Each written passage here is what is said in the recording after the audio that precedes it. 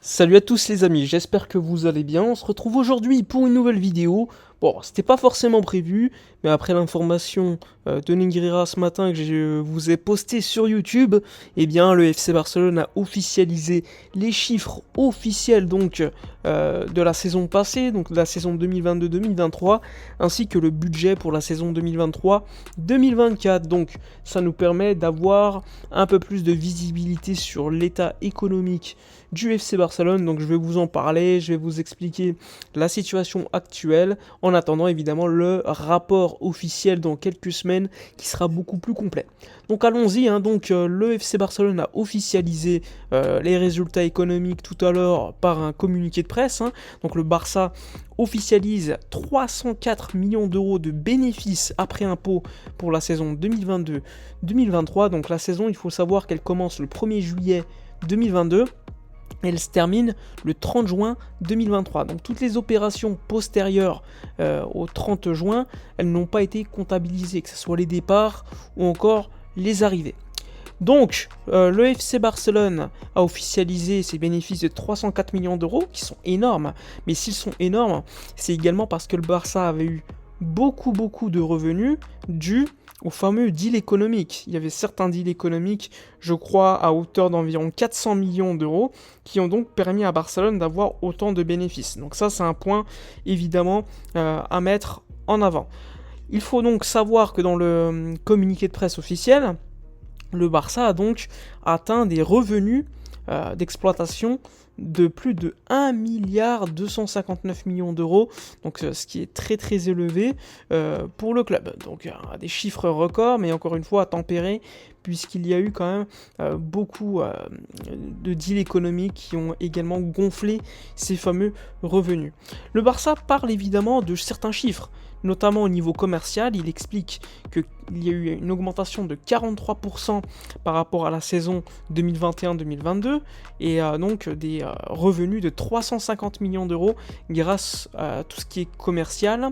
Les sponsoring ont atteint un revenu de 200 millions d'euros, dont 97 millions d'euros de plus grâce à des nouveaux sponsoring sur la saison 2022-2023.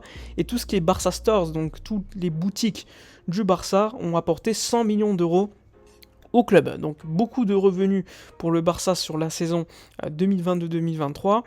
Comme je l'ai dit, 304 millions d'euros de bénéfices, c'est quand même très élevé. Donc le Barça a apporté également, a précisé les revenus du musée.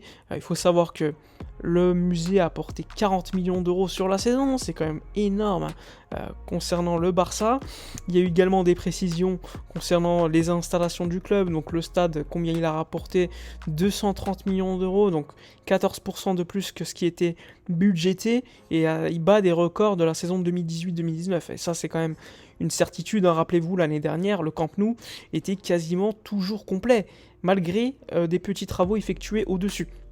Donc ça c'est quand même un point très important. Le Barça a également obtenu des revenus records grâce au merchandising, comme je vous l'ai dit, avec 54% de ventes en plus dans les boutiques physiques par rapport à la saison d'avant. Donc encore une fois beaucoup d'augmentation de revenus lors de la saison passée dans toutes les sections du club. Donc ça c'est important à préciser. Maintenant, on va également essayer d'apporter des précisions, à mon avis les chiffres les plus importants.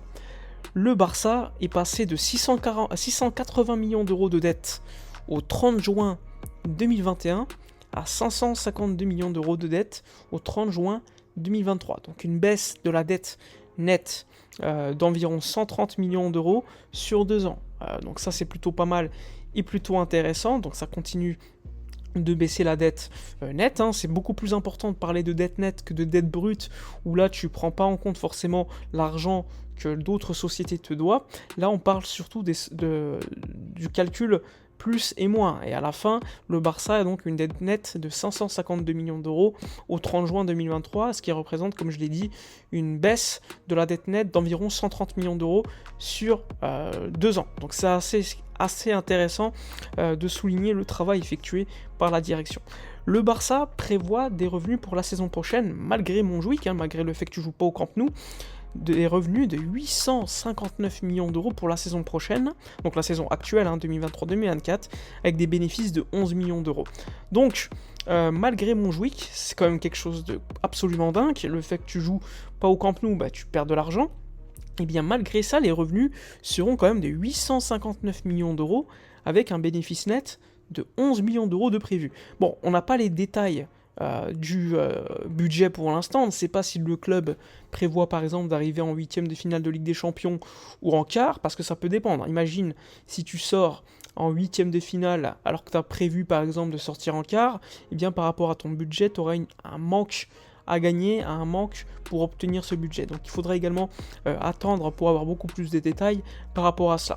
En tout cas, les chiffres les plus intéressants, c'est le bénéfice de 304 millions d'euros. Le budget pour l'année prochaine, pour la saison actuelle, alors que tu n'es pas à Montjuic et tu n'es pas au Camp Nou, 859 millions d'euros de revenus avec des bénéfices de 11 millions d'euros. Franchement, c'est un travail absolument dingue et à souligner de la part du Barça. Et surtout, la dette nette a baissé de 680 millions d'euros à 552 millions d'euros. Il y a un chiffre à préciser également, c'est que le Barça avait un patrimoine net. Donc le patrimoine net, en gros, c'est le patrimoine du club, quoi, avec tout ce qu'on te doit, tout ce que tu devais, qui était de moins 451 millions d'euros en juin 2021. Aujourd'hui, on est passé de moins 451 à seulement moins 49. Donc c'est quand même très très important de souligner ce travail qui a été effectué, parce que le patrimoine net, tu peux théoriquement l'utiliser pour le fair play financier de la Liga lorsqu'il est en positif. Alors là, il est encore en négatif de 49 millions d'euros, mais il était en négatif de 451 millions d'euros. Donc si l'année prochaine, par exemple, où le Barça va jouer, on va dire quand même l'essentiel, la moitié de la saison, à domicile au Camp Nou cette fois-ci, avec une possibilité de remplir le stade à 70%, eh bien tu auras plus de revenus et forcément peut-être beaucoup plus de bénéfices que la saison actuelle où tu joues à Montjuic, et tu permettras donc que le patrimoine net à terme soit enfin au positif. Et une fois qu'il sera au positif, les problèmes de fair play financier de la Liga seront un peu plus éloignés. Donc ça, c'est également un élément de précision selon moi important. Donc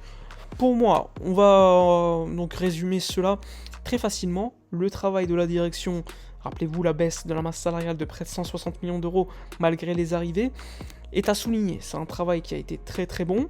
Maintenant, le travail n'est pas encore terminé, il y a encore du boulot à faire, mais globalement, le travail est très satisfaisant en termes économiques. Alors sportivement, on verra évidemment si l'équipe est compétitive, mais au niveau économique, c'est plutôt pas mal.